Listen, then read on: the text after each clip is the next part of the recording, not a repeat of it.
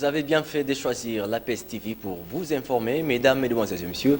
Bienvenue à cette session d'information de midi. Dans l'actualité, à marge de son séjour aux USA, écourté suite au drame du 13 décembre, le chef de l'État Félix-Antoine Tshisekedi Tshilombo a eu un bref entretien en tête-à-tête avec le président américain Joe Biden au bureau ovale de la Maison-Blanche. Puis s'en est suivi une rencontre multilatérale aux côtés des 5 autres chefs d'État africains. Au cours de ce tête-à-tête entre le président Félix-Antoine Tshisekedi Tshilombo et le président américain Joe Biden au bureau ovale de la Maison-Blanche, le chef de l'État congolais a insisté pour une implication plus forte des USA dans ces conflits en vue de faire pression sur le Rwanda afin qu'il stoppe son soutien au M23. Enfin, il a tenu à remercier le président Biden pour les récentes déclarations de Washington à ces sujets et allant dans ces sens.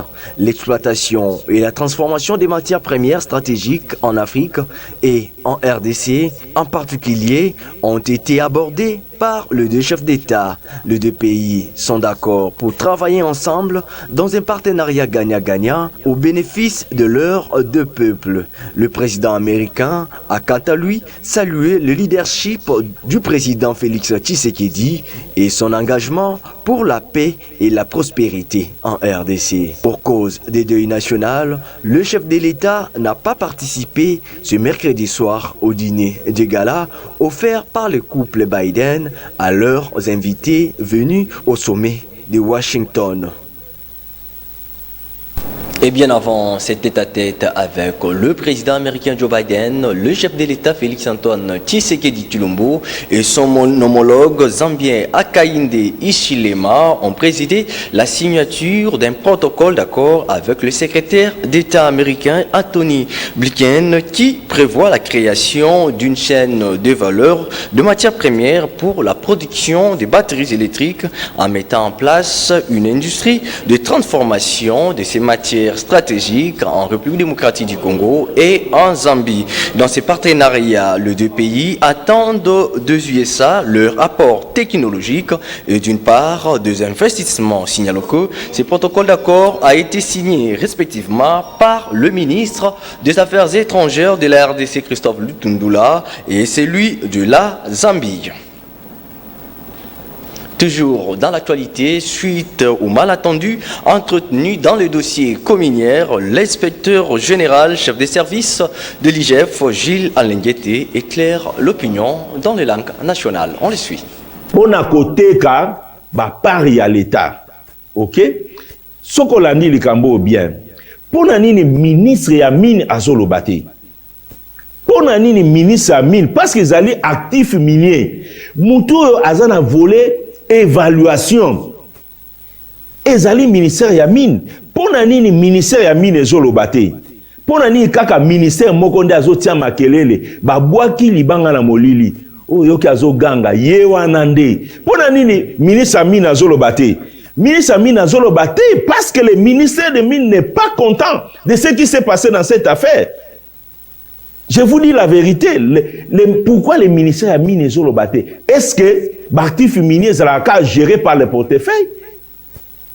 Le ministère Amina Moussa Nangwezani. Pourquoi le ministère des Mines ne parle pas? On voit seulement, le ministère des Mines aussi devait parler. Pourquoi au ministère des Mines on ne parle pas?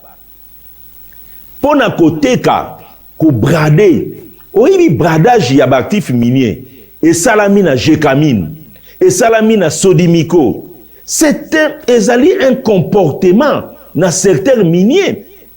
Ce qui communauté internationale et bengaki lobaki na biso tout ça la révisitation des contrats miniers. Ezali conséquence ya bradage wana ya mona comportement bradage, il fallait 4 ans.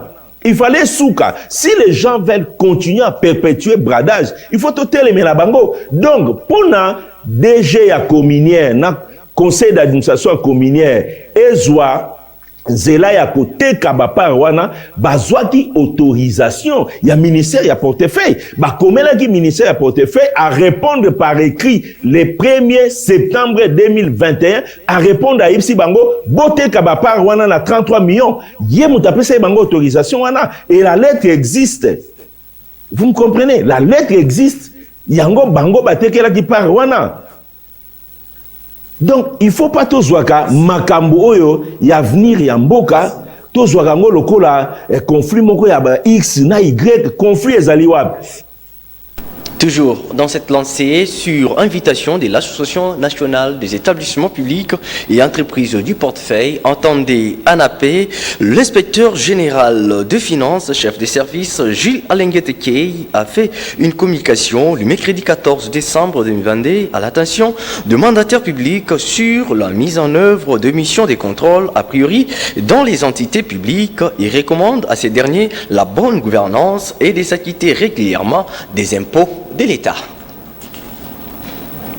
Toujours dans l'actualité, le ministre provincial du plan et de l'économie, Roger Nimi, représentant le chef de l'exécutif provincial du Congo central, était autour des opérateurs économiques membres de la FEC. La salle de réunion du 3e niveau de l'hôtel du gouvernorat a abrité cette activité. La mise en application des 2 décrets portant suspension de la taxe sur la valeur ajoutée, TVA en sigle, sur les produits de première nécessité est en voie d'exécution dans les chefs des opérateurs économiques, membres de la FEC Congo central, au cours des échanges fructueux avec le ministre provincial du plan et de l'économie, Roger Nimi, le 13 décembre 2022, au 3e niveau du gouvernorat de province, où plusieurs recommandations ont été prises en compte pour sa matérialisation.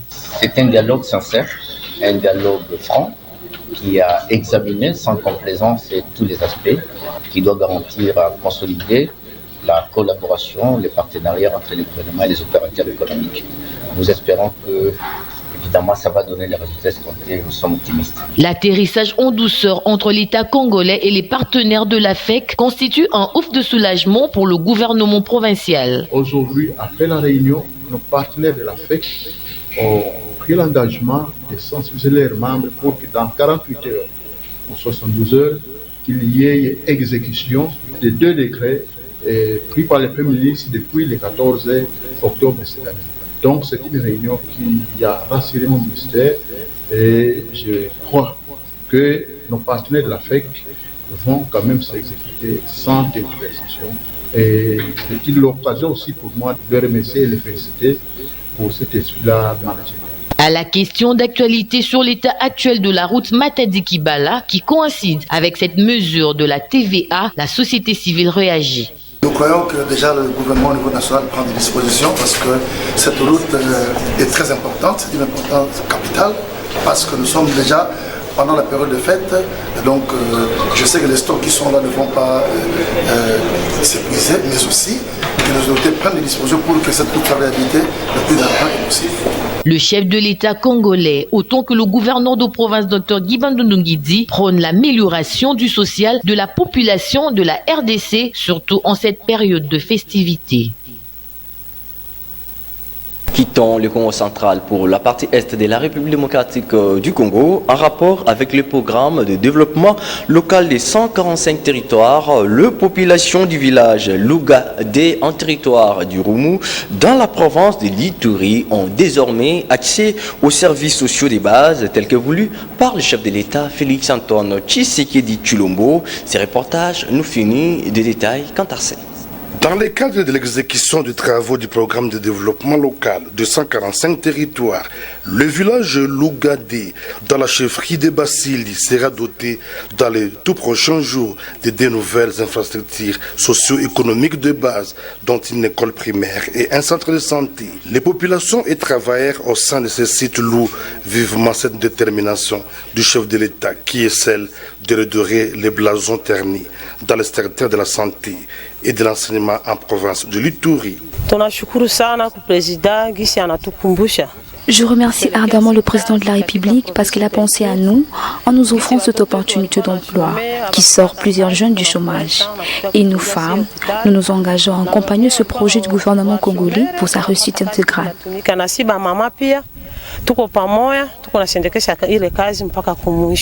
L'exécution des travaux allant dans une bonne marche, Didier Yongesa, ingénieur de l'ONG Bien-être, Bien-vivre, agence locale d'exécution, estime que cela résulte de l'esprit patriotique du gouverneur de province, le lieutenant général Luboyanka Johnny, qui est celui de l'accompagnement de tout élan de développement dans tous les secteurs de la vie provinciale, tout en indiquant que le PDL 145 territoires est un projet qui vient rétablir un climat de confiance entre les autorités et les populations. Ce sont des projets qui viennent de mettre en confiance la population locale par rapport au gouvernement central. Je crois que cet élan doit se poursuivre pour que, effectivement, par rapport à la réalité de la province, que, effectivement, les citoyens qui sont dans cette partie de la République puissent se rendre compte que l'État congolais est avec eux et qu'il les accompagne dans tout ce qu'ils font. Rappelons que le PDL 145 territoires, de par ses interventions, boostera la plupart des secteurs clés de développement socio-économique et posera de façon irréversible des piliers porteurs d'une transformation structurelle des économies et institutions de tous les territoires de la RDC, gage du progrès économique et du développement humain durable et équilibré. Restons toujours dans cette province, réconforter les populations et les déplacés internes, inspecter les troupes de forces armées de la République démocratique du Congo et celles de la police nationale congolaise déployées à Nizi, Bambou, Kobu jusqu'à Kilo et faire le suivi des travaux de réhabilitation de la route Iga-Barrière Mungwalu. Tel a été le contenu de l'itinérance du gouvernement militaire de l'Ituri.